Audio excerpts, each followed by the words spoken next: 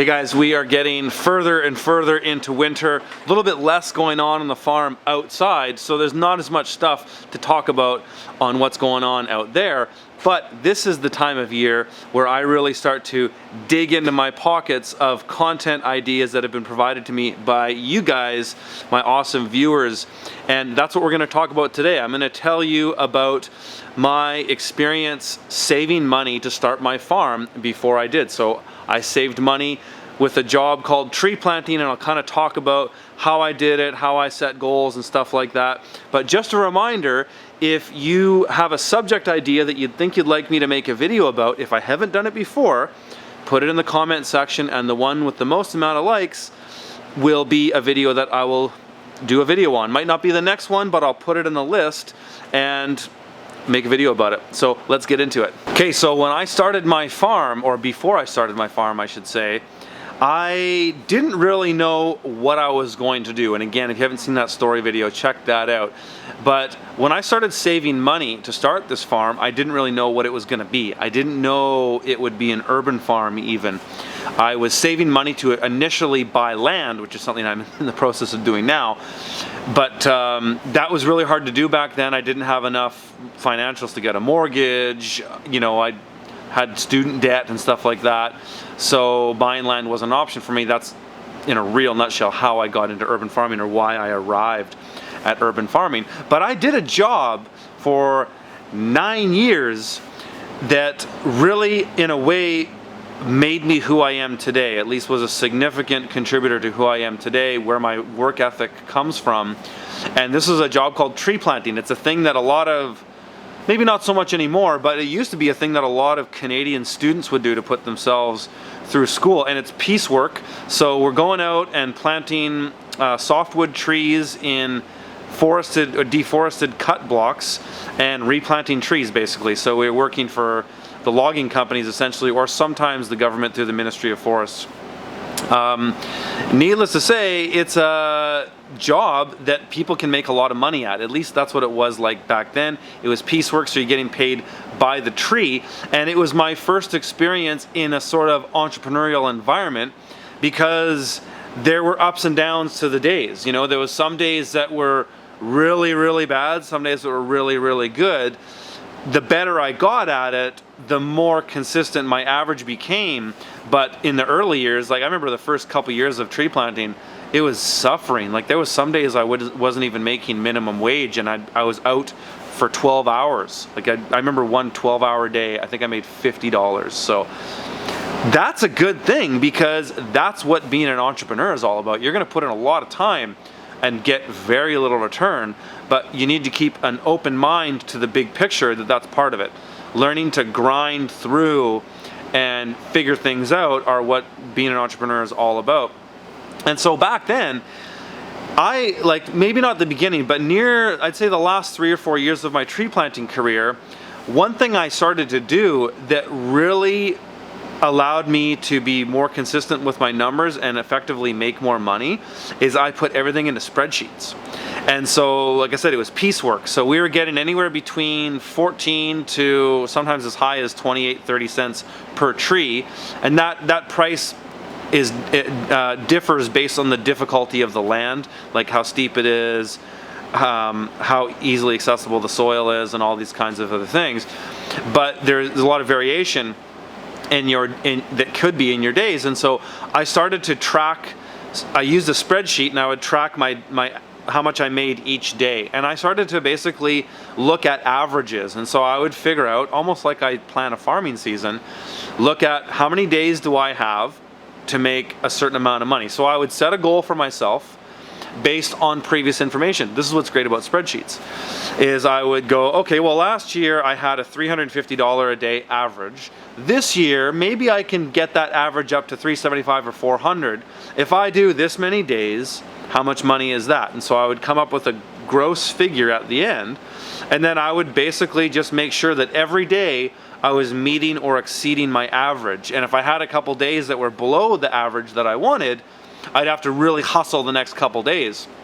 So that was kind of my first experience with that entrepreneurial idea, but also saving money. I even put myself through a music career by doing the same thing. I would basically say, because what I did for a number of years when I lived in Montreal is I would go out to British Columbia and plant trees for 2 or 3 months of the year, and then I'd go back to Montreal and I could live for those 9 to 10 months on the income I made with tree planting. And so I'd set a target for myself. I'd say, okay, I just make a basic financial statement, and if this is something that you aren't familiar with or don't know how to do, you should do this. To make a financial statement, it's really simple. Put down what all your monthly expenses are, and then put down what all your monthly income is, and then subtract the difference to get a number. And if you're going to apply for any type of loan or anything like that, you're going to need to provide a financial statement. So it's a good thing to do. So I just basically figure out how much money do I need to live for 10 months without working, because I didn't really make much money at music. And then that would be my goal for the season. But I often would have I want to buy a new guitar, or I want to buy this new effects pedal or something like that. I had these kind of goals, and then I would go out with my average, or my goal, say I wanted to make 30 grand in those 2 months. That meant that I had to do a certain average each day, or in 3 months, or whatever it was. And so I was always just watching the numbers, and it's the exact same thing I do with farming today. I look at my weekly averages on the farm, and I always start at the very end of when I'm planning a season, I start at the very end to say, this is the total number I want to get, this is how many weeks we have to achieve it. We got to make sure we're meeting or exceeding that average every week to get there, and if we're not getting that average, we need to figure out why, so that we can readjust things to get back to that average. So there's a lot of specifics there. I don't have time in this video to get into the can of worms of how I do that on my farm.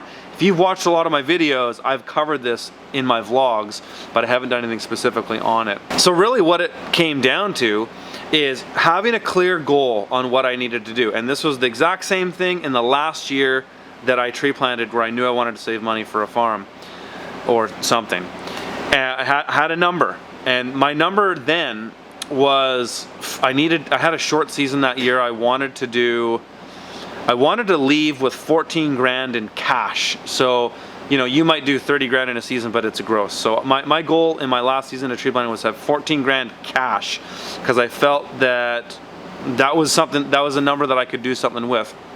And it was because I started my farm on $7,000. I actually spent only half of that money. But I had that goal. I knew how many days I had to get to that goal, and I knew what my daily average needed to be. And that was a motivator every single day. And what I would often do, just kind of in my mind, is I would really go hard for the first part of the day. Same thing with the way I work now. My morning is my most productive and focused time.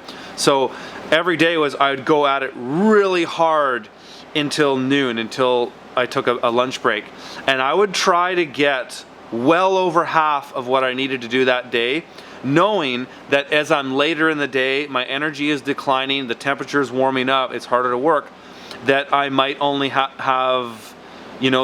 operate at 70% capacity as I would in the morning. So I always tried to reach or exceed well over half of that average by noon, and then the rest of the day I could kind of coast. I would still be really working hard, and sometimes if I wasn't meeting that average and I knew I wasn't going to, I wouldn't really push myself to hurt myself, because this is one thing we have to be aware of. If you're an entrepreneur or you're running a farm by yourself, if you burn out, then that's going to affect you in the long term. So I often find it's better to go hard for a period, get yourself on track. You might realize by 1 or 2 o'clock by the day that you're not going to get all the things done that you need to get done. That's okay. You're going to say, okay, tomorrow we're going to start fresh. We're going to go at it hard again tomorrow morning when we've got more energy. But right now it's like, get through the day, get close to that average. So my last year of tree planting, I was averaging $500 a day gross. So that's before tax and whatever else costs we had. And so if I knew that this day was only going to be a $450 day, that's okay. I come back home at the end of the day, I put my numbers back in, and what you can do with spreadsheets is you can have a column of numbers and then have a total on the bottom. You can also create an average. So divide the total by the amount of total days to give you a daily average. And when I put in, say, a number that was below what my daily average was going to be, it would adjust. So now I need to work that average back up. So what I would do is, it's really about making haste when the sun shines. Is ideally every single day you want to set the goal to exceed the average, so that you buy yourself time to fail. It's like an insurance policy. It's like, give yourself a buffer, because there are going to be some days that are total, like, just out of left field. You didn't see it coming and it's a disaster. That's inevitably going to happen in any situation. So always give yourself more room for buffer to make up for those failures if they happen. And that's pretty much how I did it. So I did 9 years of this job, put myself through college with that 2 years of college, and then another 7 years of trying to be like a full-on working musician, which not really what I was doing, but that's what I was aiming to do. So I did that with that job. And there's other jobs out there like that. Sometimes the jobs that are the least desirable to the average person are the place where you can go and make a lot of money. Like, I know a lot of people have moral issues with it, but there's, a lot of people go and like work in the oil rigs for like 6 months to a year and save a bunch of money. Jobs that are really remote, I found you've got to be careful in that sometimes it can be a trap to spend a lot of money. So like, I know a lot of guys that go up to Fort McMurray or Fort St. John, northern BC and Alberta, to go and work on oil rigs and make money, but it's so expensive up there. Sometimes on your day off, you spend a quarter of your paycheck or a quarter of your week because you go partying with your buddies. So the thing that I find you got to be with this stuff is you got to be super disciplined. And that's why I like the spreadsheets, is because like at the end of each day after I've had dinner and I'm kind of relaxing down, I look at the numbers, I evaluate where I'm at, I stay focused, I keep my eye on the prize, and I don't take my eye off that goal. Is that I'm constantly thinking about that goal. When you want to go and save a bunch of money to do something that's going to change your life, you need to focus. And one of the challenges with tree planting was that it was a big college party fest. I wasn't one of the guys that was partying. I was actually, at least for the later years of it, I was extremely motivated and I was there to do the job. And I'd go to bed early, and I'd wake up early, and I was totally focused on my goal. And I think that's what it takes if you want to do it. So, you don't need a lot of money to start a farm. You can start a farm like mine on $10,000 or less, not with all the stuff I have now, but with what I started with. But to get that kind of cash, you got to work hard, you got to be motivated, you got to set goals, you got to check your averages every single day, and you do not want to take your eye off the prize. So hope you guys have found that helpful. That's how I did it when I started. We'll talk to you later.